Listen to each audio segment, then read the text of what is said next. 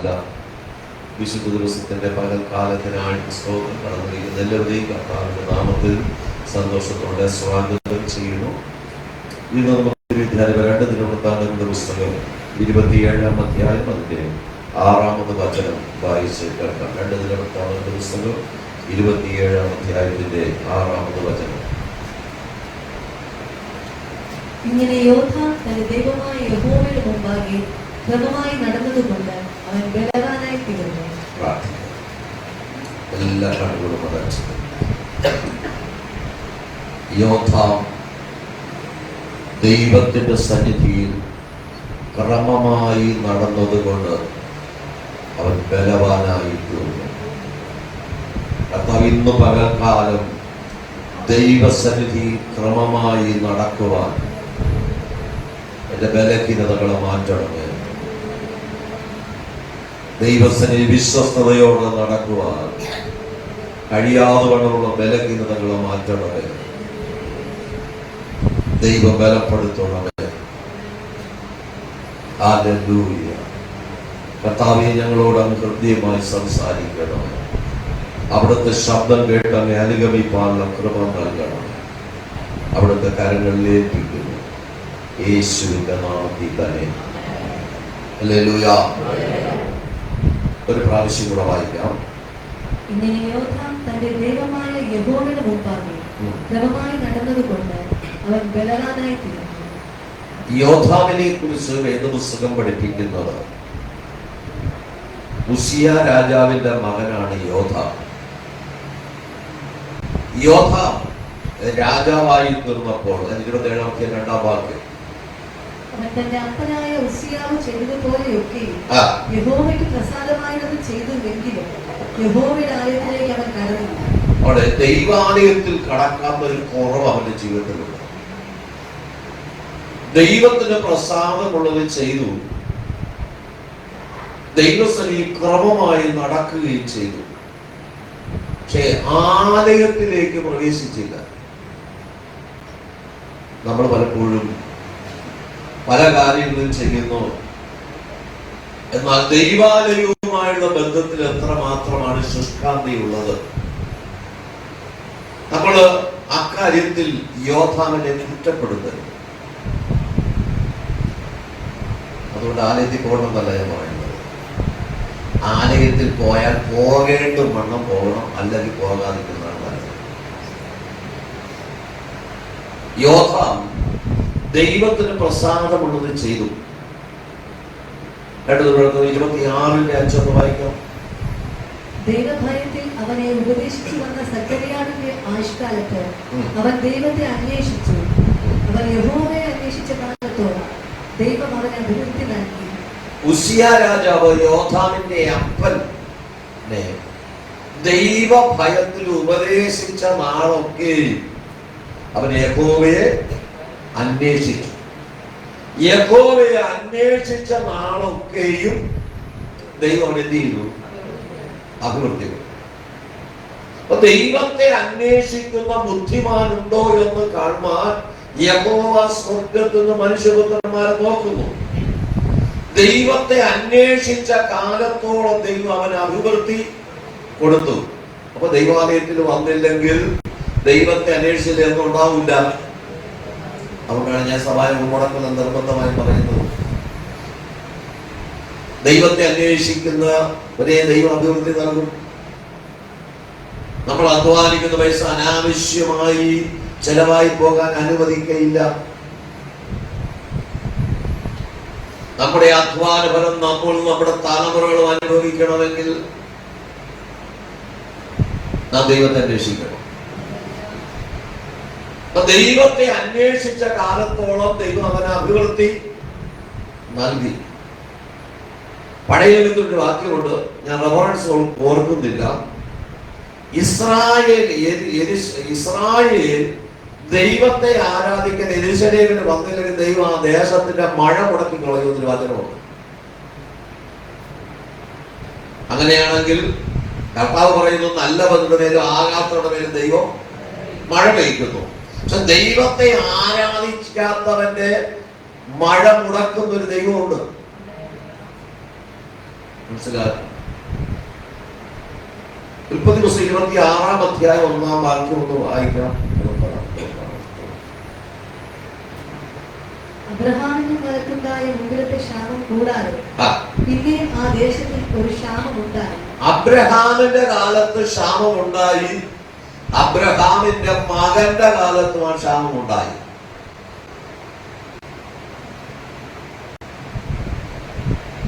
അടുത്ത വാക്യം. അപ്പോൾ ഇസ്ഹാക്ക് ഗെരാരിൽ ഫെലിസ്ത്യരുടെ രാജാവായ അബീമേലെക്കിന്റെ അടുത്തപ്പോൾ യഹോവ പ്രത്യക്ഷനായി അരുളിച്ചത് എന്തെന്നാൽ, നീ മിസ്രയീമിലേക്ക് പോകരുത്, ഞാൻ നിന്നോട് കൽപ്പിക്കുന്ന ദേശത്ത് പാർക്കാം, ഈ ദേശത്ത് താമസിക്കാം, ഞാൻ നിന്നോട് കൂടെ ഇരുന്ന് നിന്നെ അനുഗ്രഹിക്കും, നിനക്കും നിന്റെ സന്തതിക്കും ഈ ദേശമൊക്കെയും തരും, നിന്റെ പിതാവായ അബ്രഹാമിനോട് ഞാൻ ചെയ്ത സത്യം നിവർത്തിക്കും. അബ്രഹാം എന്റെ വാക്ക് കേട്ട് എന്റെ നിയോഗവും കൽപ്പനകളും ചട്ടങ്ങളും പ്രമാണങ്ങളും ആചരിച്ചത് കൊണ്ട് ഞാൻ നിന്റെ സന്തതിയെ ആകാശത്തിലെ നക്ഷത്രങ്ങളെ പോലെ വർദ്ധിപ്പിച്ച് നിന്റെ സന്തതിക്ക് ഈ ദേശമൊക്കെ കൊടുക്കും. നിന്റെ വീട്ടിൽ പോയി നിങ്ങൾ വായിച്ചാൽ അബ്രഹാമിന്റെ കാലഘട്ടത്തിൽ ക്ഷാമമുണ്ടായി, ഇസഹാക്കിന്റെ കാലഘട്ടത്തിലും ക്ഷാമമുണ്ടായി, യാക്കോബിന്റെ കാലഘട്ടത്തിൽ ക്ഷാമമുണ്ടായി. അതുകൊണ്ടാണ് ഈ ധാന്യം വാങ്ങാൻ ഇസ്രായേലിൽ പോകേണ്ടി വന്നത്. ഇതിങ്ങനെ തുടർച്ചയായി ക്ഷാമം വന്നുകൊണ്ടിരിക്കുമ്പോൾ ക്ഷാമം ഉണ്ടെങ്കിലും അതിനെ ജയിക്കാനുള്ള കൃപ ദൈവം കൊടുക്കും. അബ്രഹാമിന്റെ കാലത്ത് ക്ഷാമം ഉണ്ടായത് അബ്രഹാം പട്ടിണി കിടന്നില്ല. ഇസഹാക്കിന്റെ കാലത്ത് ക്ഷാമം ഉണ്ടായപ്പോൾ ഗരാറിൽ പാർക്കുമ്പോൾ ക്ഷാമകാലത്ത് ഗരാർ വിട്ടുപോകാൻ തുടങ്ങുമ്പോൾ, ക്ഷാമം കഠിനമാകുമ്പോൾ ദൈവം അവിടെ പ്രത്യക്ഷമാണ് നമ്മൾ വായിച്ചത്. നമ്മുടെ ജീവിതത്തിൽ സാമ്പത്തിക ഞെരുക്കം വരുമ്പോൾ, ശാരീരികമായ ബലഹീനത വരുമ്പോൾ, പ്രതിസന്ധികൾ വരുമ്പോൾ, ക്ഷാമത്തിന്റെ അനുഭവം വരുമ്പോൾ കർത്താവ് പ്രത്യക്ഷപ്പെടുന്നുണ്ടോ എന്നാണ് നോക്കേണ്ടത്. കർത്താവ് പ്രത്യക്ഷപ്പെട്ടാൽ നിന്റെ ക്ഷാമത്തെ മാറ്റുവാൻ ദൈവം ശക്തനാണ്. ഗരാറിൽ പാർക്കുമ്പോൾ അവിടെ മുഴുവൻ വരൾച്ചയായിരുന്നു. കൂടെ ഉള്ളവരെല്ലാം വിതച്ചതെല്ലാം കരിഞ്ഞ്, വിത്തുകൾ കരിഞ്ഞു പോയപ്പോൾ ദൈവം ഇസഹാക്കിനോട് പറഞ്ഞു, ഇസഹാക്കേ, നീ ഗരാറിൽ വിതച്ചോ, ഞാൻ അതിന് 100 പേര് വിളയിക്കാം. ദൈവം പ്രത്യക്ഷപ്പെടുന്നവന്റെ വിളയെ അനുഗ്രഹിക്കുന്ന ഒരു ദൈവമുണ്ട്. നിന്റെ ക്ഷാമത്തെ ഓർത്ത് നീ ഭാരപ്പെടണ്ട, നിന്റേതായ ഞെരുക്കത്തെ ഓർത്ത് ഭാരപ്പെടണ്ട. ദൈവം നിന്റെ ഞെരുക്കത്തിന് നടുവിൽ ഇറങ്ങി വന്നാൽ ഇന്ന് പകൽക്കാലം നിന്റെ ഞെരുക്കങ്ങളെ മാറ്റി സമൃദ്ധിയുടെ അനുഭവത്തിലേക്ക് നടത്തുവാൻ എന്റെ ദൈവം സർവശക്തനാണ്. ചില കെട്ടുകൾ പൊട്ടണ്ട, ചില പാരമ്പര്യത്തിന്റെ ക്ഷാമങ്ങൾ പൊട്ടണ്ട, നന്മയ്ക്കെതിരെ അടച്ചു വച്ചിരിക്കുന്ന തിന്മയുടെ സ്വാധീനങ്ങൾ അഴിയണ്ട. യേശുവിന്റെ നാമത്തിൽ ജനം പുറത്തു വരണ്ട.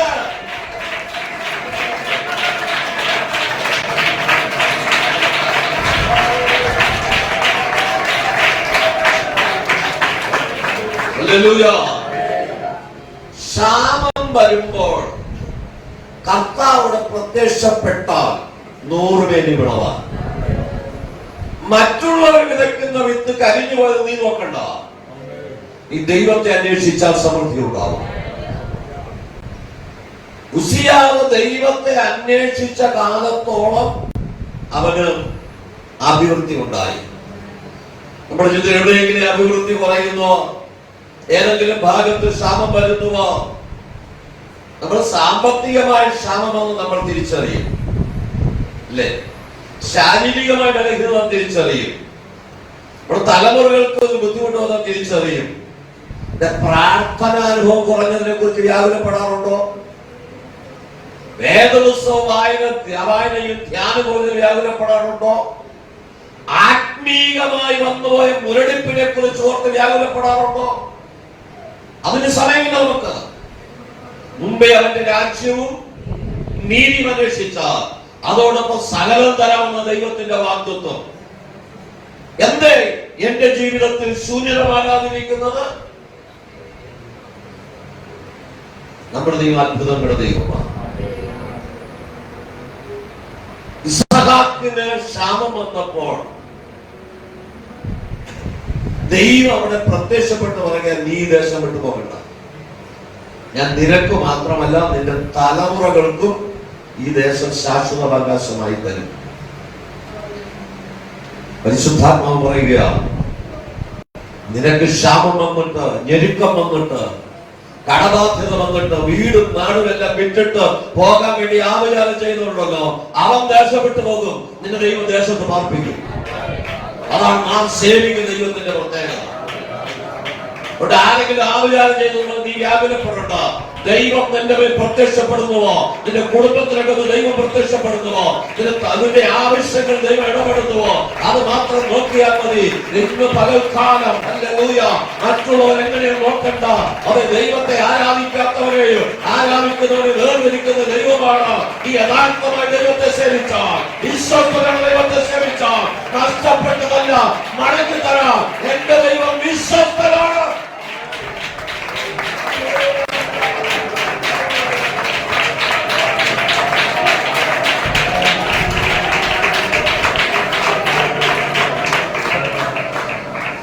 ക്ഷാമം സകല മനുഷ്യർക്കും വരും, സകല ദേശങ്ങൾക്കും വരും. പക്ഷെ ദൈവത്തെ സേവിക്കുന്നവന് ക്ഷാമം വിഷയമല്ല. ദൈവം അവനെ ഉയർത്തും, ദൈവം അവനെ ബലപ്പെടുത്തും. സകലം അസ്തമിച്ചു എന്ന് ലോകം പറയുമ്പോഴും അവിടെ ദൈവം അവനെ ഉയർത്തും. ദൈവത്തിന്റെ സന്നിധിയിൽ പ്രാർത്ഥിക്കുന്ന ദൈവമായതല്ലേ നമുക്ക് വേണ്ടി പ്രവർത്തിപ്പാനും ദൈവശക്തനാണ്. ഉസിയ രാജാവ് ദൈവത്തെ അന്വേഷിച്ച കാലത്തോളം ദൈവം അവന് അഭിവൃദ്ധി നൽകി. ദൈവം തരുന്ന എല്ലാ അഭിവൃദ്ധിയും നമ്മൾ അനുഭവിക്കേണ്ടത്. എന്റെ 26-ാം അധ്യായത്തിന്റെ 16-ാമത് വാക്യം വായിക്കും. അവൻ സമ്പന്നനായി ബലവാനായപ്പോൾ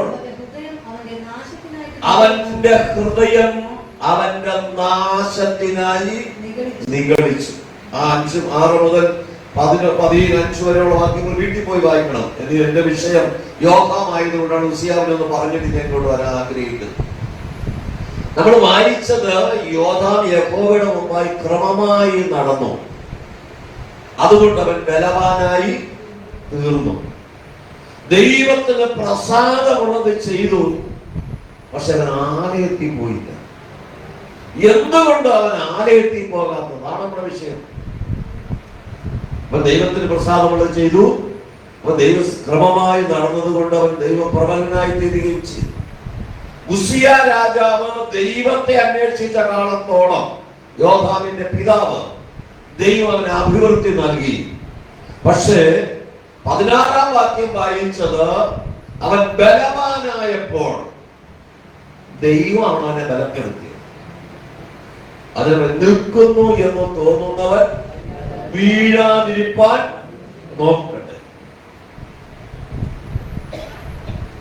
എവിടെയെങ്കിലും എനിക്ക് കഴിയുമെന്ന് ചിന്തിക്കുന്നുവെങ്കിൽ ദൈവത്തിന്റെ കരുണ കൂടാതെ കഴിയുകയില്ല.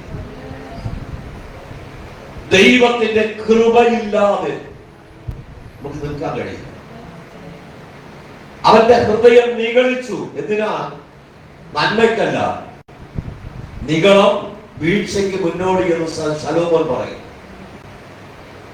നിഗളത്തിന് മുമ്പേ അത് വീഴ്ചയ്ക്ക് മുമ്പേ നിഗളം വരുന്നു എന്ന് ശലോമോൻ ഓർപ്പിക്കുമ്പോ അവന്റെ ഹൃദയം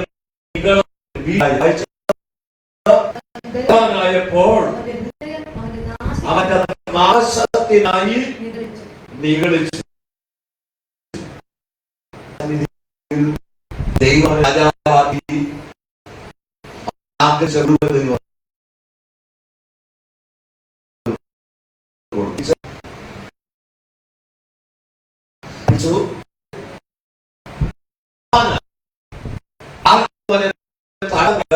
കൊടുത്തു.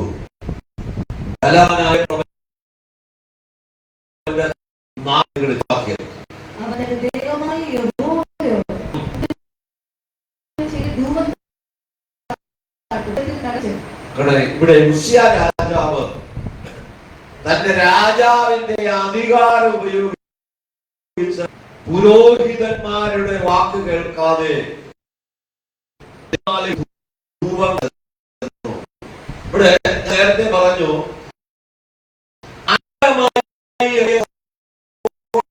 തയ്യാറല്ല.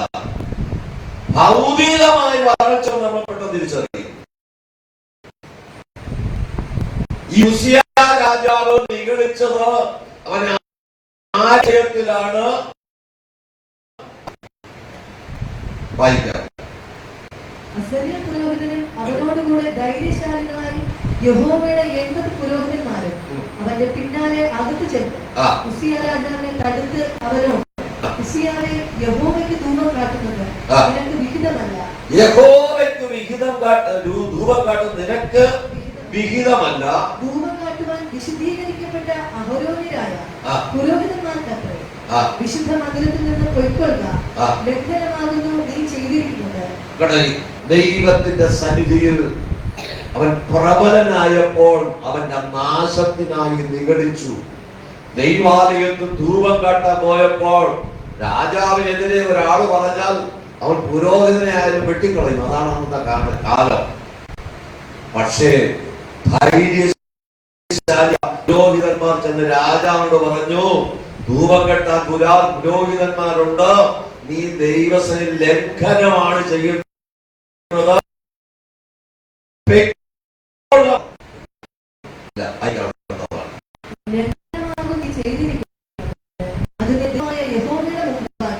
നിനക്ക് മാനമായിരിക്കില്ല എന്ന് പറഞ്ഞു.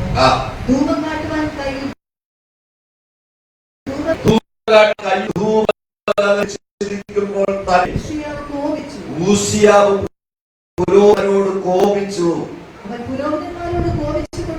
അവൻ പുരോഹിതന്മാരോട് കോപിച്ചുകൊണ്ടിരിക്കുമ്പോൾ തന്നെ യഹോവയുടെ ആലയത്തിൽ അരികെ വെച്ച് ഉസിയ രാജാവ് ദൈവഭയത്തിൽ ദൈവത്തെ അന്വേഷിച്ച കാലത്തോളം ദൈവം അഭിവൃദ്ധി കൊടുത്തുകൊണ്ടേയിരുന്നു. ദൈവാലയത്തിൽ ധൂപപീഠം കയ്യിൽ പിടിച്ചുകൊണ്ട് വിശുദ്ധ സ്ഥലത്ത് നിൽക്കുമ്പോൾ ഉസിയാവിന്റെ നെറ്റിമേൽ പുരോഹിതന്മാർ കാണെ പുഷ്ടം പൊങ്ങി വന്നു. വായിക്കവിടുത്തെ വാക്യം. മഹാപുരോഹിതനായ അസര്യാവ് സകല പുരോഹിതന്മാരും അവനെ നോക്കി അവന്റെ നെറ്റിയിൽ കുഷ്ഠം പിടിച്ചിരിക്കുന്നത് കണ്ടിട്ട് അവനെ ക്ഷണം അവിടെ നിന്ന് പുറത്താക്കി. യഹോവ തന്നെ ബാധിച്ചതുകൊണ്ട് അവൻ തന്നെയും പുറത്തു പോകുവാൻ ബന്ധപ്പെട്ടു. കാണമേ, നമ്മൾ 5-ാം വാക്യത്തിൽ വായിച്ചതെന്താ? ഉസിയാവ് യഹോവയ്ക്ക് പ്രസാദകരമായത് ചെയ്തത് കൊണ്ട് ദൈവം അവനെ അഭിവൃദ്ധി നൽകി. ദൈവഹിതമില്ലാത്തത് ചെയ്തത് ആലയത്തിൽ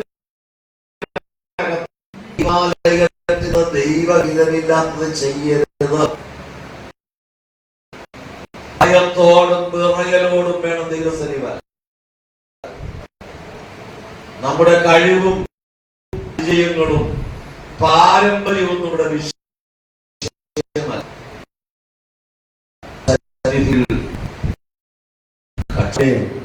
നിങ്ങളുടെ വിഷയങ്ങൾ വിടുതൽ പറയണം. ദൈവത്തിന്റെ വചനം പറയുന്നത്, പുരോഹിതന്മാർ നോക്കി നിൽക്കെ അവന്റെ നെറ്റിമേൽ കുഷ്ഠം പൊങ്ങി. യഹോവ അവനെ ബാധിച്ചത് കൊണ്ട്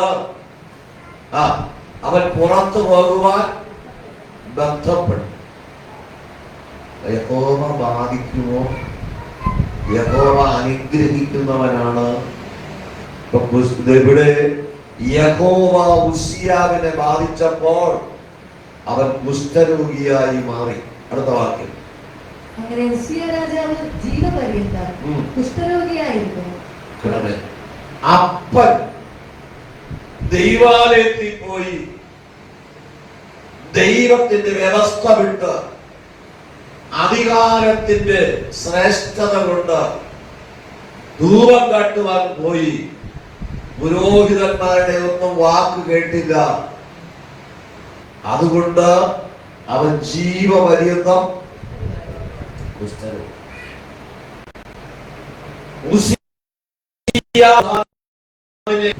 രാജാവായിട്ട് അഭിഷേകം ചെയ്തപ്പോഴും അവൻ ഉസിയാവ് നല്ല കാലത്ത് ചെയ്തതുപോലെ ദൈവത്തിന് പ്രസാദമുള്ളത് ചെയ്തു. അപ്പൻ ആലയത്തിൽ പോയി കുഷ്ഠരോഗിയായത് കണ്ട മകൻ ആ ജീവപര്യന്തം ആലയത്തിൽ പ്രവേശിച്ചില്ല. അത് സീരിയസ് ആയ ഒരു വിഷയമാണ്. നാം ദൈവത്തെ ആരാധിക്കാൻ ഇറങ്ങിത്തിരിച്ചാൽ അനുഗ്രഹിക്കപ്പെടണം. നമ്മുടെ തലമുറകളെ ആരും നിർബന്ധിക്കാതെ ആലയത്തിൽ വരണം. നാം ദൈവാലയത്തിൽ എന്തായിരിക്കുന്നു, നാം ദൈവസന്നിധിയിൽ മുട്ടുമടക്കുമ്പോൾ കരയുന്നുണ്ടോ, നമ്മുടെ കുഞ്ഞു മക്കളത് നോക്കിയിരിക്കും. അവിടെ നമുക്ക് പ്രാഗൽഭ്യം പറയാനൊന്നുമില്ല. ദൈവത്തിന്റെ സന്നിധിയിൽ കുഞ്ഞുങ്ങൾക്ക് മാതൃകയുള്ളവരായി നമ്മൾ മാറണം.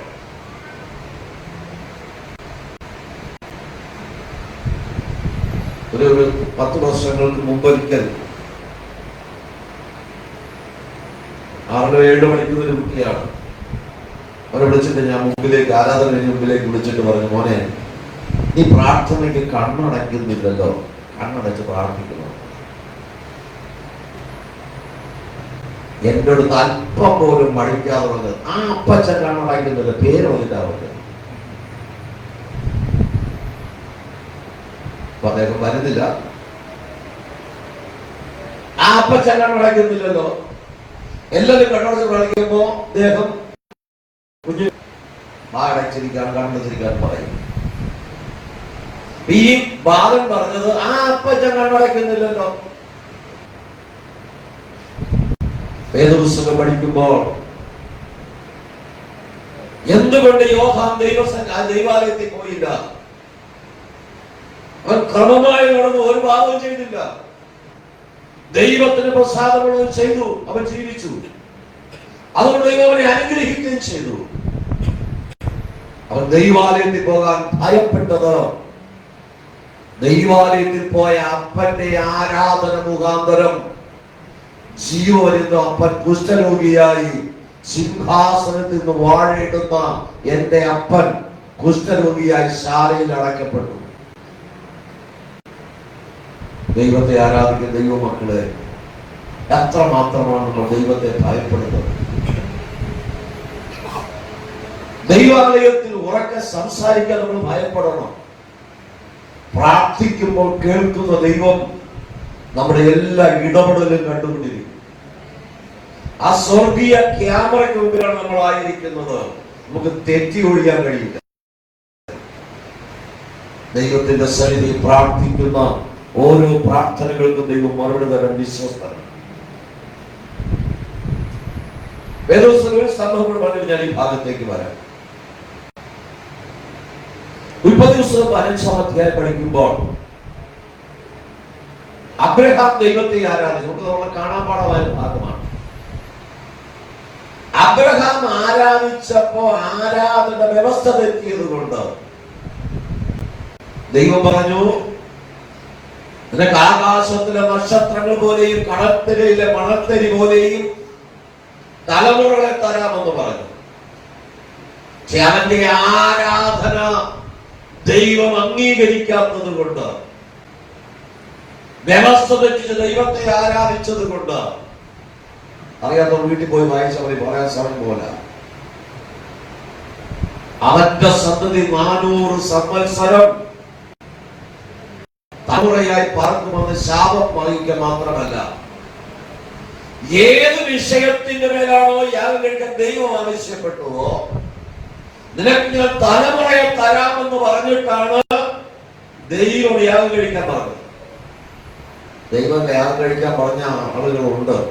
ദാവീദിനോട് വന്നിട്ട് ഓർമാന്റെ കളത്തിൽ സംഹാരകൻ ശല്യപ്പെടുന്ന നഷ്ടപ്പെടുക. അബ്രഹാമിനോട് ദൈവം പറഞ്ഞു, യാഗപീഠം പണിയാൻ. യാഗം അർപ്പിച്ചതിൽ ലഭിക്കാനാണ് യാഗം കഴിക്കാൻ പറഞ്ഞത്. തനിക്ക് 100-ാമത്തെ വയസ്സിൽ ജനിച്ച തലമുറയെ യാഗിക ദൈവം ആവശ്യപ്പെട്ടു. ദൈവത്തെ ആരാധിക്കുന്ന ദൈവമക്കള്, നമ്മുടെ പ്രാർത്ഥന വ്യവസ്ഥ തെറ്റിയ, നമ്മുടെ ആരാധനയ്ക്ക് ക്രമം തെറ്റിയ, ഏത് വിഷയത്തിന്റെ മേൽ നമ്മൾ ദൈവത്തിൽ നിന്ന് പ്രാർത്ഥിക്കുന്നു അതിന് പ്രതിസന്ധി വരും. ഇന്നത് ഏറ്റു പറയണം. കർത്താവേ, എന്റെ ജീവിതത്തിൽ വന്ന പ്രതികൂലമാണെങ്കിൽ, എന്റെ ജീവിതത്തിൽ വന്ന കുറവാണെങ്കിൽ ഇന്ന് ഞാൻ ഏറ്റു പറയുന്നു എന്ന് പറയണം. ഉസിയാവിന് യഹോവ അന്വേഷിച്ച കാലത്തോളം ദൈവം അഭിവൃദ്ധി നൽകി. അവൻ ബലവാനായപ്പോൾ അവന്റെ ഹൃദയം നാശത്തിനായി നിഗളിച്ചു. ചില വർഷങ്ങൾക്ക് പുറകില് ഒരു സഹോദരി 3 കുഞ്ഞുങ്ങളെ പ്രസവിച്ചു. ആ 3 കുഞ്ഞുങ്ങൾ മരിച്ചു. 2 കുഞ്ഞുങ്ങൾ ഉദരത്തിൽ വെച്ച് മരിച്ചു. 1 കുഞ്ഞ് പ്രസവിച്ച ശേഷം മരിച്ചു. ആ ഭവനത്തില് ഒരു ഉപവാസ പ്രാർത്ഥന ക്രമീകരിക്കുമ്പോൾ ഞാൻ ആരാധന ദൈവവചന പ്രസംഗം ദൈവം എന്നെ ഒരു കാഴ്ച കാണിച്ചു.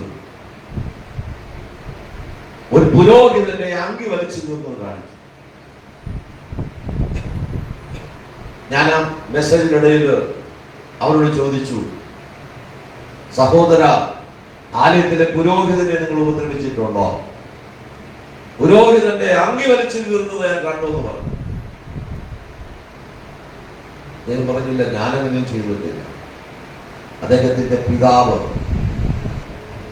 ഇന്ന് ഭൂമി ജീവിച്ചിട്ടില്ല.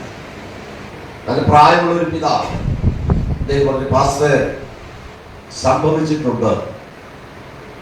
ഈ യുവനക്കാരന്റെ അപ്പനെ കുറിച്ചാണ് പറഞ്ഞത്. എന്റെ അപ്പൻ പിന്മുറിയിരുന്ന ഒരു പുരോഹിതനെ കസേരയോടെ എടുത്തുകൊണ്ട് പുറത്ത് ഇട്ടു.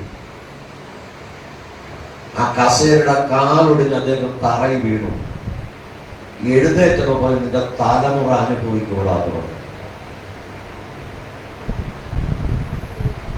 ആ കുടുംബത്തിൽ ഇന്നും തലമുറയില്ലാത്ത പലരുമുണ്ട്.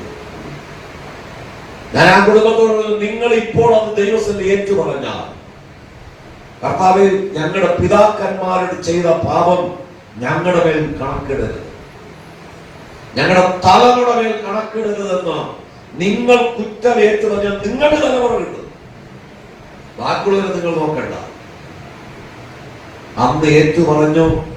ദൈവത്തിന് ഉറച്ച നിലവിളിയോടെ അവർ കരഞ്ഞു പ്രാർത്ഥിച്ചു. അവർക്ക് അനുഗ്രഹപ്പെട്ട തലമുറയെ ദൈവം കൊടുത്തു. പകൽ എവിടെയൊക്കെയോ കെട്ടപ്പെട്ടിരിക്കുന്നുവെങ്കിൽ, ക്ഷാമം വന്നിരിക്കുന്നുവെങ്കിൽ, പ്രതിസന്ധിയിലായിരിക്കുന്നുവെങ്കിൽ, ഉസിയ രാജാവ് ദൈവത്തെ അന്വേഷിച്ച കാലത്തോളം ദൈവം അഭിവൃദ്ധി കൊടുത്തു. അവൻ പ്രബലനായി തീർന്നപ്പോൾ അവന്റെ നാശത്തിനായി അവന്റെ ഹൃദയം നിഗളിച്ചു. ജീവപര്യന്തം കുഷ്ഠരോഗിയായി മാറി.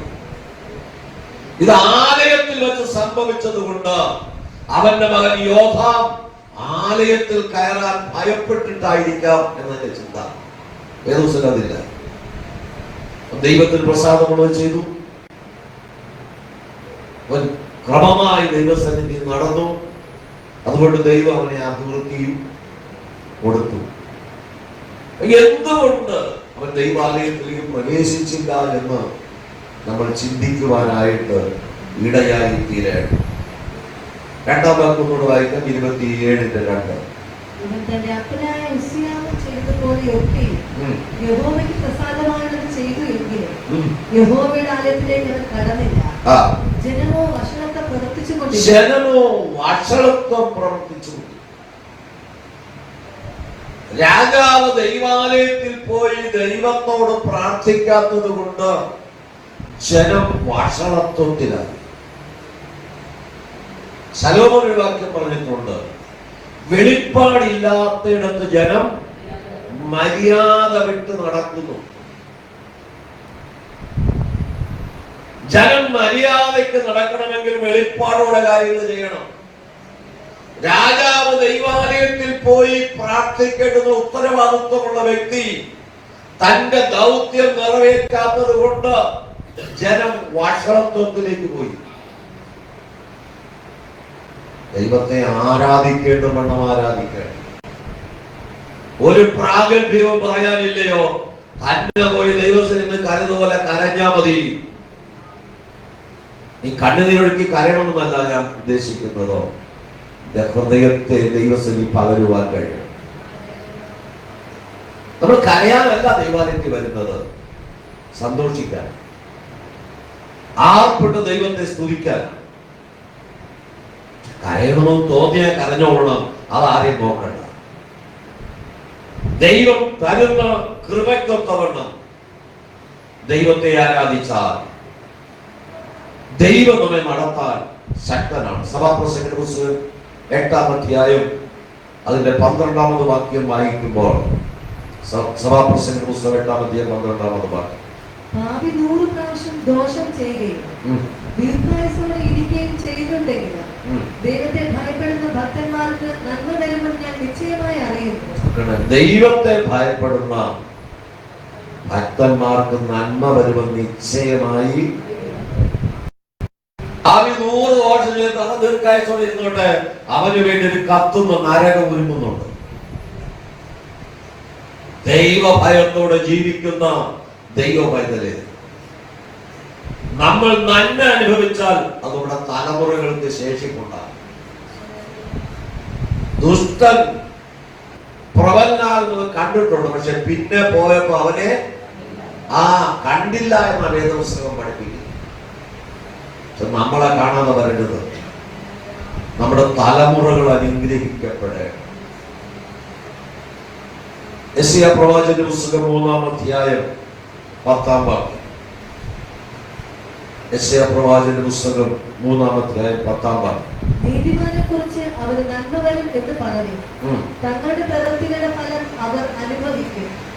നീതിമാൻ നീതിയോടെ നീ ജീവിച്ചാൽ നന്മ വരിക മാത്രമല്ല, നമ്മുടെ പ്രവൃത്തികളുടെ ഫലം നമുക്ക് അനുഭവിപ്പാൻ തക്കവണ്ണം കഴിയും.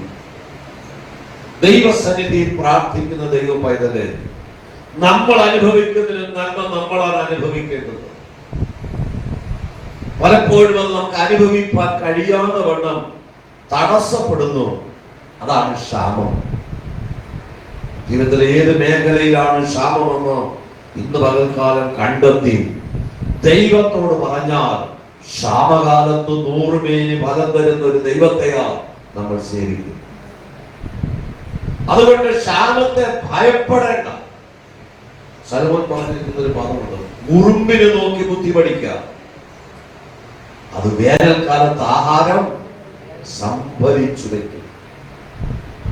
ഉറുമ്പ് ബലഹീന ജാതിയെങ്കിലും അതിന്റെ രാജാവില്ലെങ്കിലും അത് അണിയണിയായി പുറപ്പെടുന്നു.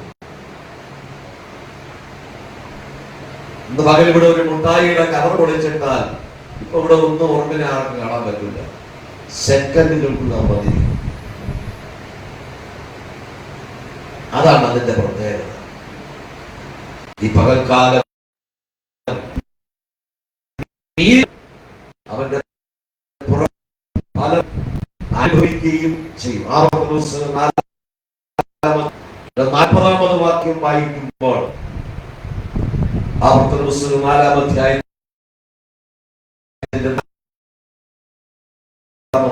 നന്നായിരിക്കേണ്ടതിന് ദൈവമായ യഹോവ നിനക്ക് സദാകാലത്തേക്ക്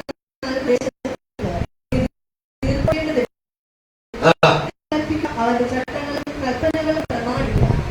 ദൈവത്തിന്റെ ചട്ടങ്ങളും കൽപ്പനകളും പ്രമാണിച്ചാൽ നീ നന്നായിരിക്കും, ദീർഘായുസ്സോടെ ഇരിക്കും.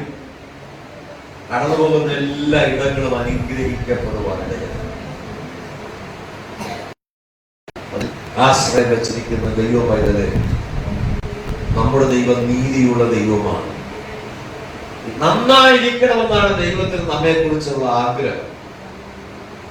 പക്ഷെ ഞാൻ നന്നായിരിക്കണമെങ്കിൽ ഞാൻ കൂടെ തീരുമാനിക്കാം. നമ്മൾ ദൈവം ദോഷങ്ങളാൽ പരീക്ഷിക്കുന്നവനല്ല. ന്യായാധിപന്മാരുടെ പുസ്തകം നമ്മൾ പഠിപ്പിക്കുന്നത് എന്താ? എവിടെയൊക്കെ ഇസ്രായേൽ തെറ്റിപ്പോയോ അവിടെയെല്ലാം ശത്രുവിന്റെ കയ്യിൽ ഏൽപ്പിക്കപ്പെട്ടിരുന്നു. ഇന്ന് ശത്രുവാണോ നമ്മെ വാഴുന്നത്? യേശു കർത്താവാണോ നമ്മെ വാഴുന്നത്? യേശു കർത്താവ് നമ്മെ വാഴുന്നുവെങ്കിൽ നിശ്ചയമായും നമ്മുടെ നന്മ ഒഴുകിപ്പോകാൻ അനുവദിക്കുകയില്ല. ദൈവത്തിന്റെ സന്നിധിയിൽ പ്രാർത്ഥിക്കുന്ന ദൈവമക്കൾ നീതിയോടെ വിളിച്ചാൽ നമുക്ക് അനുഭവിക്കാനായിട്ട് ഇടയായി തീരും. 1 തിമോഥെയോസിന്റെ ലേഖനം 4-ാം അധ്യായം 8-ാമത് വാക്യം വായിക്കുമ്പോൾ, 1 തിമോഥെയോസിന്റെ ലേഖനം 4-ാം അധ്യായം 8-ാമത് വാക്യം, ശരീരാഭ്യാസം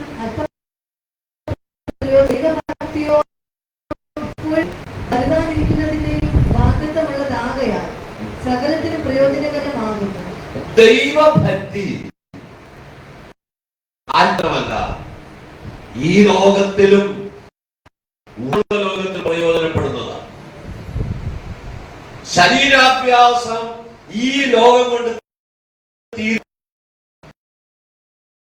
സമാധാനവും സന്തോഷവും അഭിവൃദ്ധിയും ഒരു ദൈവപൈതലിന് പ്രദാനം ചെയ്യുന്നത് നീ ദൈവഭക്തിയോടെ ജീവിക്കുമ്പോൾ.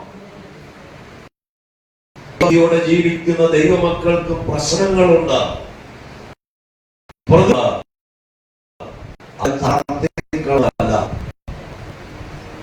നീതിമാൻ 7 പ്രാവശ്യം വീണാലും എഴുന്നേൽക്കും.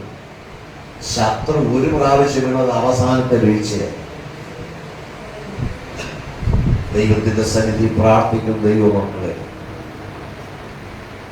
നമ്മുടെ ദൈവം അത്ഭുതങ്ങളുടെ ദൈവമാണ്. ഇടയ്ക്ക് 2 സഹോദരങ്ങൾ തമ്മിൽ എന്നോട് സംസാരിച്ചുകൊണ്ടിരിക്കുമ്പോൾ ഒരു സഹോദരൻ പറഞ്ഞു, ഒരു പിതാവ് വളരെ ബലഹീനതയിലാണ്, ആരോ ആ മനുഷ്യന് ദോഷം ചെയ്തിരിക്കുന്നത്. കേട്ടോണ്ടിരിക്കുന്ന മറ്റേ ആൾ പറഞ്ഞത്, ആരും ചെയ്തതല്ല, ഈ മനുഷ്യൻ മുമ്പ് മറ്റുള്ള ചെയ്തതല്ല, ഇപ്പൊ തിരിച്ച് വന്നതാണ്. അങ്ങനെയും വരും. ആരും നിനക്ക് ദോഷം ചെയ്യണ്ട, നീ ചെയ്തതെല്ലാം നിനക്ക് വിനയായിത്തീരുന്ന കാലഘട്ടം. അതുകൊണ്ട് നന്മ ചെയ്യുവാൻ അവസരമുള്ളപ്പോഴൊക്കെ നന്മ ചെയ്യണം. തീത്തോസിനോട് 3-ാം അധ്യായം 8-ാം വാക്യത്തിൽ പൗലോസ് പറയുന്ന സൽപ്രവൃത്തികളിൽ ഉത്സാഹികളാകണം. നന്മ ചെയ്യുവാൻ ശേഷിയുള്ളപ്പോൾ ചെയ്യാതിരിക്കരുത്. അതും പാപമായി ദൈവം കണക്കാം. ദൈവത്തിന്റെ സന്നിധിയിൽ പ്രാർത്ഥിക്കുന്ന ദൈവമായിട്ട് എന്റെ തലമുറ ദൈവത്തെ ആരാധിപ്പാൻ വരുവാൻ നമുക്ക് പ്രാർത്ഥിക്കാം. ദൈവത്തിന് അന്യപ്പെട്ടു പോകാതിരിക്കാൻ നമ്മൾ പ്രാർത്ഥിക്കണം. നമ്മുടെ ദൈവം അത്ഭുതങ്ങളുടെ ദൈവമാണ്. ദൈവത്തിന്റെ സന്നിധിയിൽ വിശ്വസ്തയോടെ കർത്താവിനെ സേവിച്ചാൽ നമുക്ക് വേണ്ടി കരുതുന്ന ഒരു ദൈവമുണ്ട്. ഭൂമിയിൽ ആരും നമുക്ക് വേണ്ടി കരുതിയില്ല, നമുക്ക് വേണ്ടി കരുതുന്ന ഒരു ദൈവം. ഒരു കുടുംബ പ്രശ്നം പരിഹരിക്കാൻ പോകുമ്പോൾ ഞാൻ ഒരു യുവനക്കാരനോട് ചോദിച്ചു, നീ അധ്വാനിച്ചിട്ട് വല്ലതും നേടിയിട്ടുണ്ടോ? 5 സെന്റ് ഭൂമി വാങ്ങാനോ ഒരു ഭവനം പണിയാനോ കഴിഞ്ഞിട്ടുണ്ടോ? എന്റെ അപ്പൻ വയറിറക്കി കെട്ടി ഒരു കാലത്ത് അധ്വാനിച്ച് ഉണ്ടാക്കി വെച്ച സമ്പത്തിന്റെ പുറത്തല്ലേ നീ വാദിക്കുന്നത്? നിനക്ക് എന്തോ അവകാശമായി?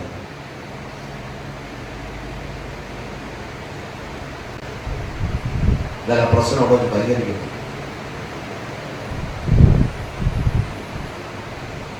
പാവപ്പെട്ട മാതാപിതാക്കൾ അധ്വാനിച്ച് കഷ്ടപ്പെട്ടുണ്ടാക്കിയ വീടിനെ എഴുതി വാങ്ങിച്ചിട്ട് വീട്ടിൽ നിറക്കി വിടുന്ന തലമുറയായി കാലഘട്ടം. എങ്ങനെയെങ്കിലും എഴുതി കിട്ടിയാൽ മതി അപ്പനെ അമ്മയെ പുറത്താക്കാനായിട്ടുള്ള ടെൻഡൻസിയാണ് തലമുറ. ഇവരിതുവരെ അധ്വാനിച്ചിട്ടൊന്നും മിച്ചം വരുത്താൻ കഴിഞ്ഞില്ല. ഇന്നത്തെ തലമുറയുടെ വർഷത്വത്തിന്റെ പോക്ക്. മാതാപിതാക്കൾ അധ്വാനിച്ചതിൽ സന്തോഷിക്കരുത്, നമ്മുടെ അധ്വാന ഫലത്തിൽ സന്തോഷിക്കണം. നമ്മൾ അധ്വാനിച്ച് മിച്ചം വരുന്ന ഒരു അനുഭവത്തിലേക്ക് നമ്മുടെ തലമുറ ബഡ്ജറ്റ് ഉണ്ടാക്കി അധ്വാനിക്കണം. ബാല്യം മുതൽ അധ്വാനിക്കാൻ തുടങ്ങണം. അലസന്മാരെ ദൈവത്തിന് ഇഷ്ടമല്ല. നമ്മൾ അഭിവൃദ്ധിയിലേക്ക് നയിക്കുവാനാണ് ദൈവം ആഗ്രഹിക്കുന്നത്. സൽപ്രവർത്തികളിൽ സമ്പന്നരായി തീരണം. ഞാൻ യൗവനക്കാരനായിരുന്നപ്പോൾ ഞാൻ സൺഡേ സ്കൂൾ സെക്രട്ടറി ആയിരുന്ന സമയത്ത് അന്ന് എനിക്ക് വലിയ ലോകപരിജ്ഞാനമൊന്നും ഉള്ള സമയമല്ല. എങ്കിലും ഒരു വീട്ടിൽ അച്ഛനോട് പ്രാർത്ഥിച്ചിരുന്നപ്പോൾ ഒരു അപ്പൻ പറഞ്ഞു, എന്റെ മകൻ ജോലി ചെയ്യുന്നില്ല. അമ്മ പറഞ്ഞു, അവൻ ജോലി ചെയ്തുകൊണ്ട് വരുന്ന പൈസ അപ്പം മാറ്റി കണ്ടുപിടിക്കാൻ പോകും. ഞാൻ പറഞ്ഞു, ഇത് രണ്ടിനും ഒരു പരിഹാരമുണ്ട്. ഈ മോൻ ജോലി ചെയ്യുന്ന പൈസ ശനിയാഴ്ച വരെ ഒരുക്കി വെച്ചിട്ട് അത് ബാങ്കിലുണ്ട്, അവന്റെ പേരിലുണ്ട്. അധ്വാനിക്കുന്നത് കഷ്ടി ചെലവാക്കി ബാക്കി പൈസ അവന്റെ പേരിൽ ബാങ്കിൽ നിക്ഷേപം, അവന്റെ പേരിൽ ഇടുന്നു എന്ന് രണ്ടാം അധ്വാനിക്കും.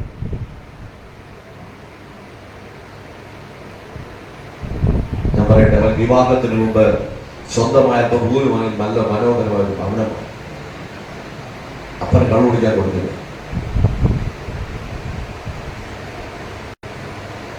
നമ്മുടെ മക്കൾ അധ്വാനിച്ച് ശീലിപ്പിക്കണം ബാല്യം മുതൽ. കർത്താവിന്റെ വചനം അതാണ് പറയുന്നത്, ദൈവഭക്തി വരും കാലത്തിൽ പ്രയോജനപ്പെടുത്തുന്നു. ശരീരാഭ്യാസം അല്പപ്രയോജനം ഈ കാലം കൊണ്ട് തീരും. ഈ ലോകത്തിൽ തീരുന്നതല്ല ഒരു ദൈവ പൈതലിന്റെ അനുഗ്രഹം എന്ന് പറയുന്നത്. യോദ്ധാം യാക്കോബിന് മുമ്പായി ക്രമമായി നടന്നു. നമ്മുടെ ജീവിതത്തിൽ ഒരു അടുക്കും ചിട്ടയും ഉണ്ടാകണം. രാവിലെ ഉറക്കമെടുക്കും കുടുംബ പ്രാർത്ഥനയ്ക്ക് ഒരു ക്രമമുണ്ടാകണം. വൈകുന്നേരം സന്ധ്യാപ്രാർത്ഥനയ്ക്ക് ഒരു ക്രമമുണ്ടാകണം. വ്യക്തിപരമായ പ്രാർത്ഥന വേറെ, സന്ധ്യയ്ക്ക് പ്രാർത്ഥനയ്ക്ക് പാട്ട് പാടുമ്പോൾ ഒരാൾ ഒരു മുറിയിലും ഒരാൾ അടുക്കളയിലും നിൽക്കരുത്. എല്ലാ ബന്ധപ്പാടുണ്ടെങ്കിലും മാറ്റി വെച്ചിട്ട് സ്റ്റൗവിൽ ആഹാരം പാകം ചെയ്യാൻ വെച്ചിട്ട് പ്രാർത്ഥനയ്ക്ക് വന്നിരിക്കരുത്. ചിന്ത മുഴുവൻ സ്റ്റൗവിൽ എപ്പോഴും അത് കത്തിപ്പോകുന്നതാണ്. സ്വസ്ഥമായി പ്രാർത്ഥിക്കുവാൻ മാതാപിതാക്കൾ ശ്രമിക്കണം. മക്കൾ നീ പാട്ട് പാടിക്കോ, ഞാൻ വന്നോളാം എന്ന് പറയരുത്. എല്ലാവർക്കും ഒരു ഉത്തരവാദിത്വമുണ്ട്.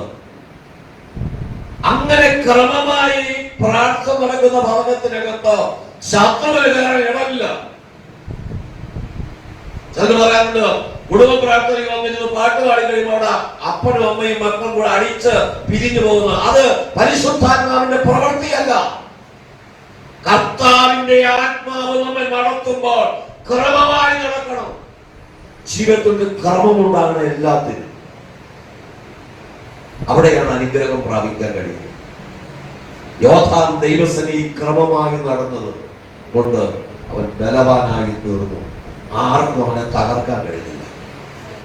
പക്ഷെ അവൻ ചെയ്തൊരു തെറ്റുണ്ട്, ദൈവാലയത്തിൽ പോയില്ല. അത് അവനെ കുറിച്ചല്ല, അവന്റെ അപ്പൻ ദൈവാലയത്തിൽ പോയി ദൈവഹിതമില്ലാത്തത് ചെയ്തത് കൊണ്ട് അവൻ ജീവരുന്ന കുഷ്ഠരോഗിയായി കണ്ടതുകൊണ്ട് അവന് ഭയം വന്നിട്ട് പോകാം.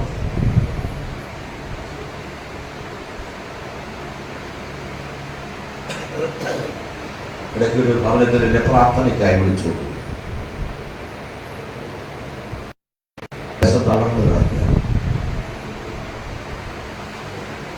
ചെറുതാ ജോലി ആലയത്തിൽ പോകാറുണ്ട്. ആലയത്തിൽ എല്ലാ കാര്യങ്ങളും സജീവമാണ്. ഇതെന്താ ഇങ്ങനെ വന്നത്? ഞാൻ നിങ്ങൾ റീവൈൻഡ് ചെയ്യണം.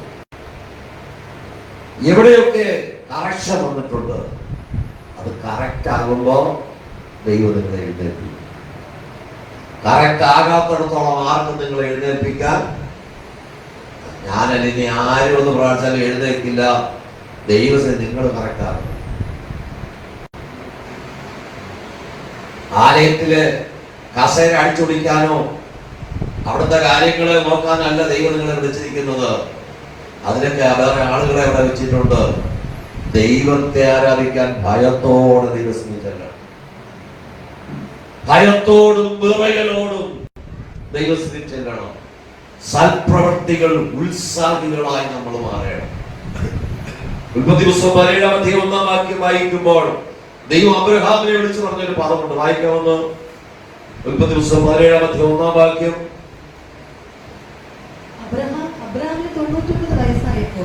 യഹോവ അബ്രാമിന് പ്രത്യക്ഷനായി അവനോട്, ആ. ഞാൻ സർവശക്തിയുള്ള ദൈവമാകുന്നു, നീ എന്റെ മുമ്പാകെ നടന്ന് നിഷ്കളങ്കനായിരിക്കാം. നീ എന്റെ മുമ്പാകെ നിഷ്കളങ്കനായി നടന്നാൽ മാത്രം മതി. വായിക്കാൻ ഞാൻ ചെയ്തോളാം. യോഥാം ദൈവസന്നിധിയിൽ ക്രമമായി നടന്നതുകൊണ്ട് അവൻ അനുഗ്രഹിക്കപ്പെട്ടു. ഇവിടെ ദൈവം അബ്രഹാമോട് പറയും, നീ എന്റെ സന്നിധിയിൽ നടന്ന് നിഷ്കളങ്കനായി എന്റെ കാര്യങ്ങളിലെല്ലാം നോക്കാം. ഒരിക്കൽ അബ്രഹാം ദൈവത്തോട് ചോദിച്ചു, ദൈവമേ, ഞാൻ നിന്നെ സേവിച്ചു, നീ പറഞ്ഞതുപോലെ കേട്ടെല്ലാം ഞാൻ ചെയ്തല്ലോ, എല്ലാം നാടും വീടും ചൂടും ഒക്കെ വിട്ടിറങ്ങി. പക്ഷെ എന്റെ അവകാശി ഈ ദമേശക്കാരനായ എലിയാസറല്ലയോ? ദൈവം പറഞ്ഞ, അല്ല, നിന്നിൽ നിന്ന് ഞാൻ സന്തതിയെ ഉളവാക്കും.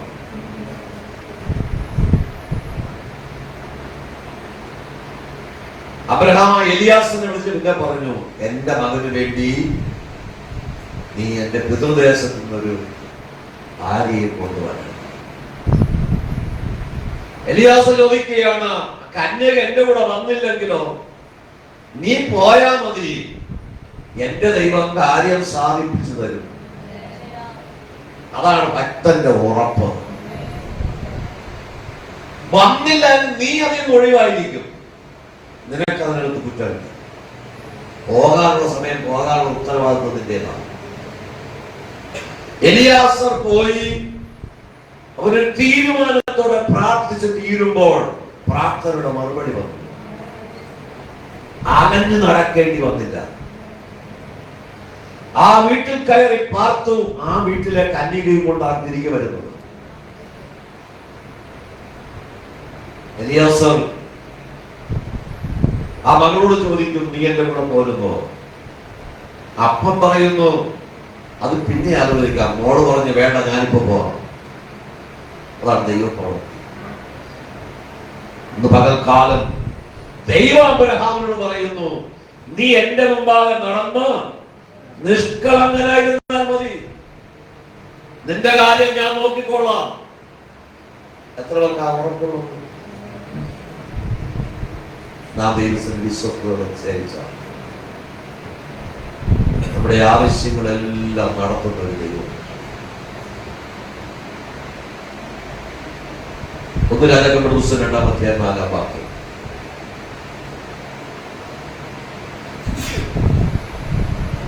1 രാജാക്കന്മാർ 2-ാം അധ്യായം 4-ാം വാക്യം. മോശയുടെ ന്യായപ്രമാണത്തിൽ എഴുതിയിരിക്കുന്നത് പോലെ ദൈവമായ യഹോവയുടെ വഴികളിൽ നടന്നു. യഹോവയുടെ വഴികളിൽ നടന്ന് അവന്റെ ചട്ടങ്ങളും കൽപ്പനകളും വിധികളും സാക്ഷികളും പ്രമാണിച്ചും കൊണ്ട് അവന്റെ ആജ്ഞ അനുസരിച്ചു കൊണ്ടാണ്. വിശേഷിച്ച് സെരൂയയുടെ മകൻ യോവാബ് എന്നോട് ചെയ്തത് ഇസ്രായേലിന്റെ 2 സേനാധിപന്മാരായ നേരിന്റെ മകൻ അബ്നേരിനോടും ഏബേരിന്റെ മകൻ അമാസ്യയോടും ചെയ്തതിനെ നീ അറിയുന്നുവല്ലോ. ഇവിടെ നീ ദൈവത്തിന്റെ സന്നിധിയിൽ ദൈവത്തിന്റെ വഴികൾ നടന്ന് ദൈവകൽപ്പന അനുസരിക്കാത്തവരെ ദൈവം ശിക്ഷിക്കുകയും ചെയ്യുന്നവരെ പഠിപ്പിക്കുന്നു. 2 രാജാക്കന്മാരുടെ പുസ്തകം 20-ാം അധ്യായം 3-ാം വാക്യം വായിക്കുമ്പോൾ പരിചയമുള്ള ഹിസ്കിയാവിനെ കുറിച്ച് വായിക്കാമെന്നോ? ഞാൻ വിശ്വസ്തയോടും ഏകാഗ്ര ഹൃദയത്തോടെ തിരുമുമ്പിൽ നടന്ന് നിനക്ക് പ്രസാദമായുള്ളത് ചെയ്തത് ദൈവത്തിന് സ്തോത്രം പറയാം. വിശ്വസ്തയോടെ നടന്നത് പറയുവാൻ നമ്മുടെ കഷ്ടതയിൽ കഴിയുമോ? പ്രതിസന്ധിയിൽ ഞാൻ ചെയ്ത കാര്യങ്ങളെ ദൈവം ഓർത്താൽ എന്നെ വിടുവിക്കാൻ ദൈവത്തിന് കഴിയുമോ?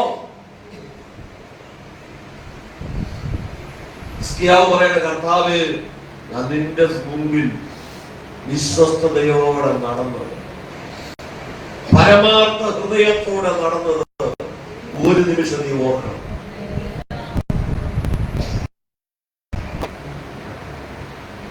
നിനക്ക് പ്രസാദമായത് ചെയ്തിരിക്കുന്നു എന്ന് ഓർക്കണമേ എന്ന് പറഞ്ഞു. ഹിസ്കിയാവ് ഏറ്റവും കരഞ്ഞു. എന്നാൽ യെശയ്യാവ് നടുമുറ്റം വിട്ടുപോകുന്നുണ്ട്.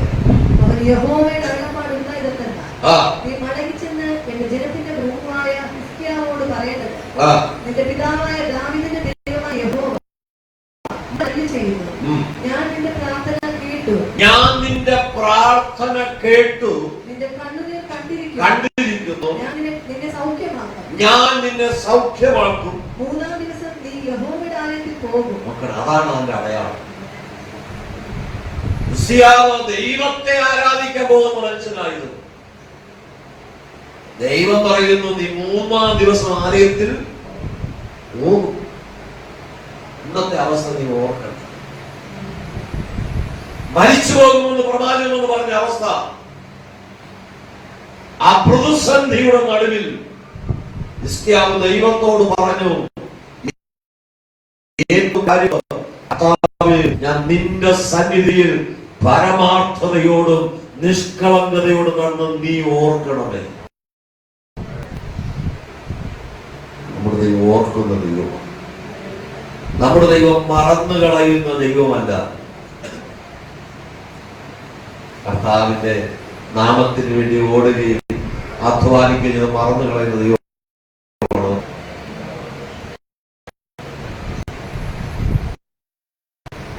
തിങ്കളാഴ്ച മുതൽ ശനിയാഴ്ച വരെ കൂലിപ്പണി ചെയ്ത് പറയാം നമ്മുടെ അച്ഛൻ്റെ വിശ്വാസികൾ.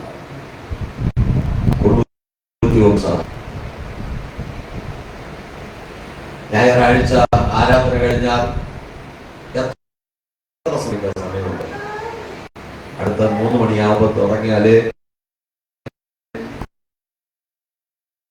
രാത്രി 10 മണിക്ക് വീട്ടിലെത്താത്തവരുമുണ്ട്. ചിലപ്പോഴൊക്കെ അവരെ കൊണ്ട് എനിക്ക് ഭാരം തോന്നാറുണ്ട്. എങ്കിലും എന്റെ അകത്ത് ഒരു ദാഹം ഉള്ളത് കൊണ്ടാണ് ഈ പരസ്യമൊക്കെ പിന്നെയും കാണും. അവരെ വിശ്രമിപ്പിക്കണമെന്ന് ആഗ്രഹമുണ്ടെങ്കിലും ഞാൻ ഓർപ്പിക്കട്ടെ, നമുക്ക് അധ്വാനിപ്പാൻ കഴിയുന്ന സമയത്ത് മാത്രമേ അധ്വാനിപ്പാൻ കഴിയൂ. ദൈവനാമത്തിന് വേണ്ടി ചിലവിടുവാൻ അവസരമുള്ള സമയം ചിലവിടണം. ഞാൻ കഴിഞ്ഞ ആഴ്ച ഒരു സഹോദരൻ എന്റെ സാക്ഷ്യം പറഞ്ഞു. ഒരു 15 വർഷങ്ങൾക്ക് മുമ്പുള്ള 6 വർഷത്തോളം ഇവിടെ നിന്ന് ടെമ്പോ ട്രാവലറിൽ തിരുവനന്തപുരത്ത് നിന്ന് കയറിയാൽ 2 മാസം ആകുമ്പോഴാണ് തിരിച്ച് നാട്ടിൽ വരും. വിശ്രമമില്ലാതെ ശുശ്രൂഷയും അങ്ങനെ യാത്രയുമായിട്ട് ഈ സംഭവത്തിന്റെ കൂടെ യാത്ര ചെയ്ത് 5 വർഷത്തിലധികം. അന്നൊന്നും ഒരു ക്ഷീണവുമില്ല. ചിലപ്പോ വണ്ടിയിൽ കിടന്ന് ചിലപ്പോ ഉറങ്ങും. അത്ര ബോക്സിന്റെ ഒക്കെ പുറത്ത് കിടന്ന് ഉറങ്ങാൻ എങ്ങനെ ഉറങ്ങാൻ പറ്റും? ഒരു രാത്രി പോലും ഒരു സ്ഥലത്ത് കിടന്നുറങ്ങിയതായിട്ട് ഓർമ്മയില്ല. ആ ദിവസം അദ്ദേഹത്തോട് യാത്ര ചെയ്ത് അങ്ങനെയാണ്. അവന് മുഴുവൻ മീറ്റിംഗ്, അവരൊരു മീറ്റിംഗ്, അത് കഴിഞ്ഞ അവിടെ അടുത്ത സാധനം എല്ലാം പാക്ക് ചെയ്യണം. അടുത്ത യാത്ര, അടുത്ത യോഗ സ്ഥലത്തേക്ക്, വൈകിട്ട് വേറെ സ്ഥലത്ത് മീറ്റിംഗ്. ആ യോഗം കഴിയുമ്പോഴത്തേക്കും അടുത്ത സാധനം എല്ലാം മറക്കി പാക്ക് ചെയ്ത് അടുത്ത സ്ഥലത്തേക്ക്. ചിലപ്പോൾ പിറ്റേന്ന് നേരം വെളുക്കുമ്പോഴേ അടുത്ത സ്ഥലത്തെത്തും. നേരത്തെ എത്തി അല്പസമയം ശ്രമിക്കാൻ സമയം. ഇങ്ങനെ ഓടുന്ന അവസ്ഥ. കഴിഞ്ഞ പ്രാവശ്യം ജാർഖണ്ഡിൽ പോയിട്ട് ഒരു 6 മണിക്കൂറായിട്ട് അങ്ങോട്ട് യാത്ര ചെയ്യാൻ വയ്യ.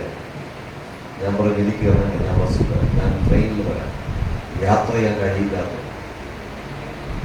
ഒരു കാലത്ത് വിശ്രമമില്ലാതെ ഓടിയ സമയമുണ്ടായി. പക്ഷെ ഇപ്പൊ കഴിയില്ല.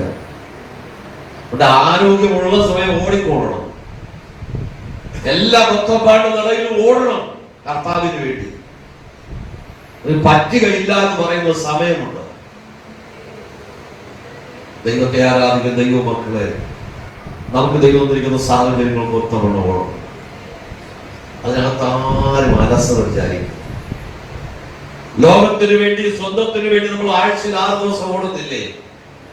അതുപോലെ ദൈവനാമത്തിന് കിട്ടുന്ന അവസരങ്ങളൊക്കെ ഓടുവാൻ തയ്യാറാണ്. ബാക്കിയെല്ലാം ദൈവം ചെയ്യും. ദൈവം അവരോട് പറഞ്ഞതല്ലേ, നീ എന്റെ മുമ്പാകെ നടന്ന് നിഷ്കളങ്കനായിരിക്കാം, നിന്റെ കാര്യം നോക്കിക്കൊള്ളാം. അബ്രഹാം ഒരു സ്ഥലത്തും തളർന്നു പോകാൻ ദൈവം അനുവദിച്ചില്ല. മുഖാമുഖമായി ദൈവത്തോട് സംസാരിച്ച മനുഷ്യനാണ്. ഇവിടെ ഹിസ്കിയാവിനോട് പറയുന്നത്, ഹിസ്കിയാവ് ദൈവത്തോട് പ്രാർത്ഥിക്കുന്ന പ്രാർത്ഥന നമ്മൾ ചിന്തിച്ചത്, ഞാൻ നിന്റെ മുമ്പ് നടന്നത് നീ ഓർക്കണം. ദൈവം എന്നെ കുറിച്ച് ഓർക്കണം, തലമുറയെ കുറിച്ച് ഓർക്കണം. ഇടയ്ക്ക് ഒരു പിതാവിനോട് ഞാൻ പറയും, നിങ്ങളുടെ അധ്വാനത്തിൽ വലിയ പങ്ക് കർത്താവിന്റെ വേലയ്ക്ക് ചെലവിട്ടത് കൊണ്ട് ദൈവം കണക്കാണ്. അതെല്ലാം അമർത്തി കുലുക്കി കവി പ്രവർത്തിച്ചു. നമ്മുടെ ദൈവം അത്ഭുതങ്ങളുടെ ദൈവമാണ്. നമ്മുടെ ദൈവം ഒന്നും മറന്നു കളയുന്ന ദൈവമല്ല. മനുഷ്യരൊക്കെ മറന്നു കളയും. ഇന്ന് എനിക്കൊരു നന്മ ചെയ്താൽ എനിക്ക് വലിയ സന്തോഷമായിരിക്കും. ഒരാഴ്ച ഞാനൊന്ന് മറക്കും. അതാണ് മനുഷ്യ സ്വഭാവം. പക്ഷെ ദൈവം മറന്നു പറയും. ദൈവത്തെ കുറിച്ചു. ഹിസ്കിയാവ് ദൈവത്തിന്റെ വിശ്വസ്തയോടും പരമാർത്ഥ ഹൃദയത്തോടും നടന്ന് ദൈവം കുറിച്ചു വച്ചിരുന്നു. ദൈവം അത് ഓർത്തു. ഏതോസം ദൈവം ഓർത്ത അനേക അനുഭവങ്ങളുണ്ട്. ഞാൻ അധികം വിവരിക്കാൻ ആഗ്രഹിക്കുന്നില്ല. പ്രാർത്ഥിക്കുന്ന മൊർദെഖായിക്കെതിരെ കഴിവനെ ഒരുക്കിയ ദിവസം രാജാവിന്റെ ഉറക്കത്തെ ദൈവം നഷ്ടപ്പെടുത്തി. ദിനവൃത്താന്ത പുസ്തകം കൊണ്ടുവന്ന് വായിച്ചു. രണ്ട് രാജഭൃത്യന്മാർ രാജാവിനെ കയ്യേറ്റം ചെയ്യാൻ ശ്രമിച്ചത് മൊർദെഖായി അറിയിപ്പ് കൊടുത്തു. ദിനവൃത്താന്ത പുസ്തകത്തിൽ എഴുതി വെച്ചിരുന്നു. രാജാവ് ചോദിച്ചു, അതെന്തെങ്കിലും നമ്മൾ പ്രതിഫലം കൊടുത്തോ? ഇല്ല, അന്നേ കൊടുക്കേണ്ടതാ. രാജാവ് മറന്നു കളഞ്ഞ് ഭൃത്യന്മാരും മറന്നുപോയി. അത് മറന്നതല്ല, ദൈവം മറപ്പിച്ചതാ. എന്താ?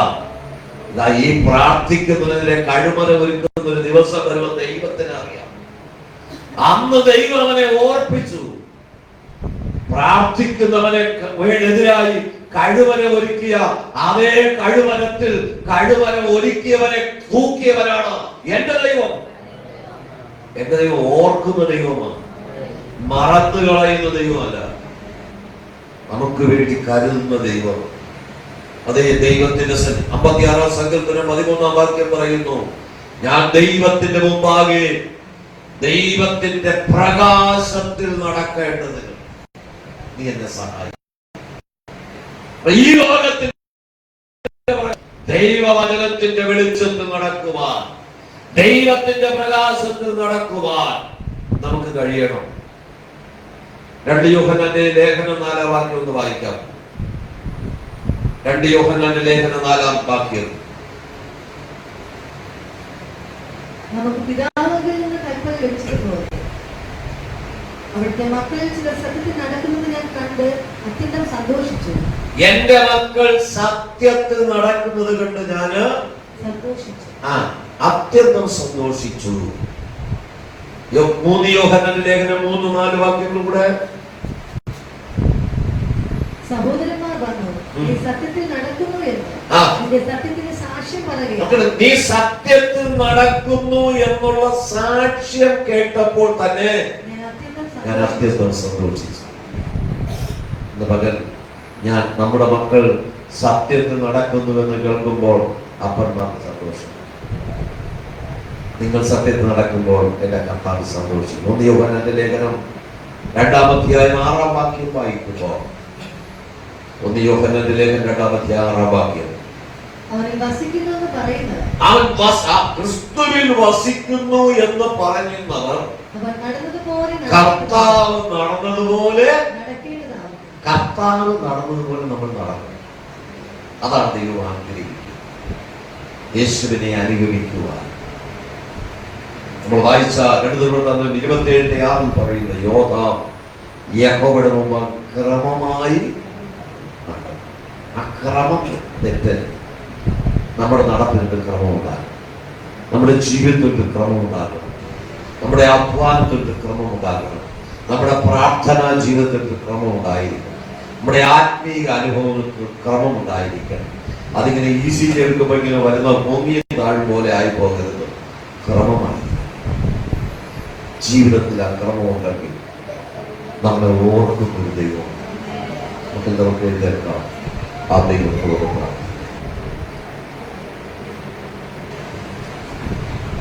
ഒരു നിമിഷം ദൈവസന്നിധി നമ്മളെ തന്നെ ഏൽപ്പിച്ചു, ആ കർത്താവിന്റെ പാദപീഠത്തിൽ ഏൽപ്പിച്ചു. കർത്താവേ, യോദ്ധാം ദൈവത്തിന്റെ സന്നിധി ക്രമമായി നടന്നതുകൊണ്ട് അവൻ ബലവാനായി തീർന്നു. അവന്റെ ബലത്തെ തകർക്കാൻ ഉലകത്തിലെ ഒരു ശക്തിയെ ദൈവം അനുവദിച്ചു. ദൈവത്തിന് പ്രസാദമുള്ളത് അവൻ ചെയ്തുകൊണ്ട് നടന്നു. അവന്റെ അപ്പൻ ഉസിയാവ് ദൈവത്തെ അന്വേഷിച്ച കാലത്തോളം ദൈവം അവന് അഭിവൃദ്ധി നൽകി. അവൻ ബലവാനായപ്പോൾ അവന്റെ നാശത്തിനായി അവന്റെ ഹൃദയം നിഗളിച്ചു. അതുകൊണ്ട് ജീവപര്യന്തം അവൻ രോഗിയായി തീരേണ്ടി വന്നു. കർത്താവ് നിങ്ങളുടെ ജീവിതത്തിൽ എവിടെയെങ്കിലും നിഗളം വന്നു പോയിട്ടുണ്ടെങ്കിൽ നിങ്ങൾ ക്ഷമിക്കണം. നിങ്ങൾ ഭാരപ്പെടാൻ അനുവദിക്കണം. പ്രശംസിക്കുവാനോ പുകഴുവാനോ ഒന്നുമില്ല. ദൈവസനെ ക്രമമായി നടക്കുക, വിശ്വസ്തയോടെ നടക്കുക. നല്ലവനും വിശ്വസ്തനുമായ ദാസനെ എന്ന പേരിന് ഓഹരിക്കാനായി തീരുമാനം. കർത്താവെ, അങ്ങയുടെ സനിക്രമമായി നടക്കുക. എല്ലാ കണ്ണുകളും അടച്ച് ഒരു നിമിഷം ദൈവത്തോട് പ്രാർത്ഥിക്കണം.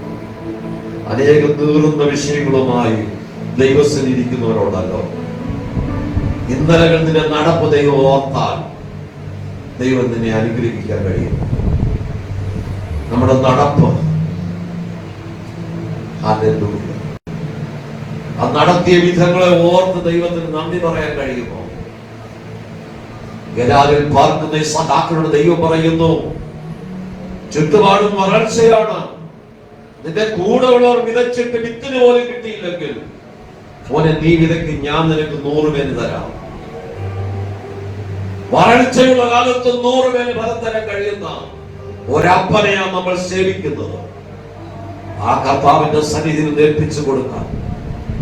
ഹൃദയം ദുർഗത്തോടെ ഏൽപ്പിച്ചു കൊടുക്കാം. ഹിസ്കിയാവ് ഏറ്റവും കരഞ്ഞത് ദൈവത്തിന്റെ സന്നിധിയിൽ വന്ന പ്രതിസന്ധിയിൽ നിന്ന് വിടുതലിന് വേണ്ടി. ഇന്നനുഭവിക്കുന്ന പ്രതിസന്ധികൾ വിടുതൽ പ്രാപിക്കുവാൻ ഒരൊറ്റ വഴിയേ ഉള്ളൂ. ദൈവം എന്നെ ഓർക്കണമേ. എന്റെ നടപ്പ് ഞാൻ ദൈവസന്നിധിയിൽ തെളിയിക്കാം. യോബേ, എന്റെ പൊന്നു പോലെ ഞാൻ പുറത്തു വരും. എന്റെ നടപ്പ് ഞാൻ ദൈവത്തിന്റെ സന്നിധിയിൽ തെളിയിക്കും.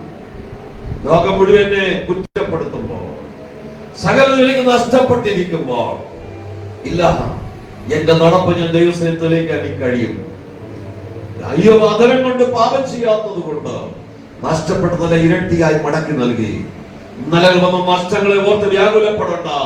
ഇന്ന് പകൽ പരിശുദ്ധാത്മാവ് പറയുന്നു, ചില ജീവിതങ്ങളോട് ഇന്നലെ നഷ്ടപ്പെട്ടത് ഇരട്ടിയായി മടക്കി തരുവാൻ വിശ്വസ്തനായ ഒരു ദൈവത്തെ അത്ര നമ്മൾ സേവിക്കുന്നത്. ആ ദൈവത്തിന്റെ കരുവിടെ ഉണ്ട്. പ്രാർത്ഥിക്കാൻ തുടങ്ങിക്കോ, പ്രാർത്ഥിച്ചു തുടങ്ങിക്കോ. നമ്മുടെ വ്യക്തിപരമായ ആവശ്യങ്ങള്, നമ്മുടെ കുടുംബത്തിന്റെ ആവശ്യങ്ങള്, നമ്മുടെ തലമുറയുടെ വിഷയങ്ങള്, നമ്മുടെ സാമ്പത്തിക മേഖലകള്, നമ്മുടെ ആത്മീയമായ ശോഷണങ്ങൾ ഏറ്റുപറഞ്ഞ കർത്താവിന്റെ സന്നിധിയിൽ നിലവിളിക്കുവാൻ എത്ര പേർക്ക് തയ്യാറാകുന്നു?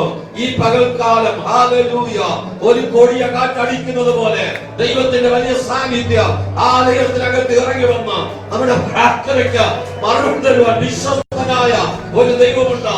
ആ കർത്താവിന്റെ സാന്നിധ്യം ഈ പകൽക്കാലം, യെസ് ഹല്ലേലൂയ, ഓ ചിലമേൽ, ഓ ചില വ്യക്തിപരമായ ഒരു അനുഭവിക്കുന്ന പ്രതിസന്ധികൾക്ക് വിടുതലായി കർത്താവിന്റെ മറുപടികളില്ല.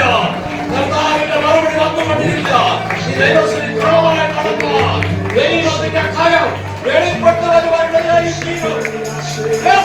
Hallelujah,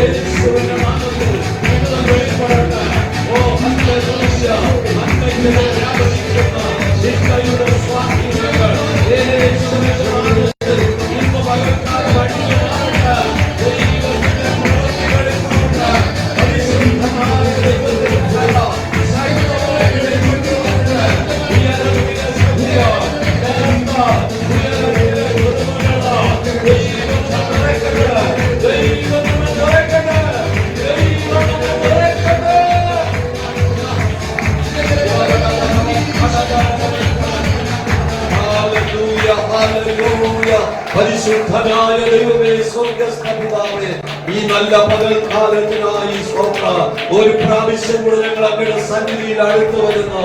ഞങ്ങളെ ഓർക്കുന്ന ഒരു ദൈവമേ, ഞങ്ങൾ നിഷ്കളങ്കതയോടെ നടക്കുക. ഞങ്ങളുടെ നടപ്പിനനുസരിച്ച് അങ്ങ് ഞങ്ങൾക്ക് വേണ്ടി പ്രവർത്തിക്കുന്ന ഒരു ദൈവമുണ്ടല്ലോ.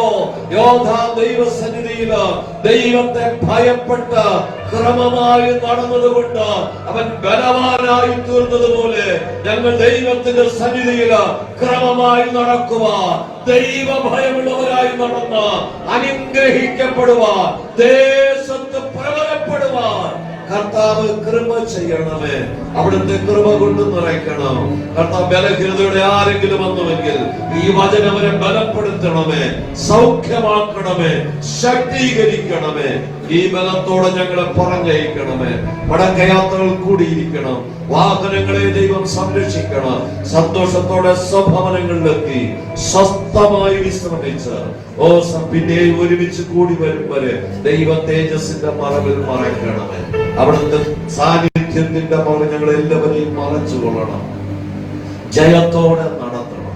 യേശുവിന്റെ നാമത്തിൽ തന്നെ ആമേൻ. ആശീർവാദം നമ്മുടെ കർത്താവായ യേശു ക്രിസ്തുവിന്റെ കൃപയും പിതാവാം ദൈവത്തിന്റെ സ്നേഹവും ആശ്വസിപ്പിക്കുന്ന പരിശുദ്ധാത്മാവിന്റെ മനോഹരമായ സംസർഗവും കൂട്ടായ്മയും കാവലും നടത്തിപ്പും നാം ഏവരോടും നമ്മെ കേൾപ്പിച്ച വചനങ്ങളോടും നാം എടുത്ത തീരുമാനങ്ങളോടും ഭൂലോകത്തിലെ സകല വിശുദ്ധന്മാരോടും കൂടെ ഇരിക്കുമാറാകട്ടെ.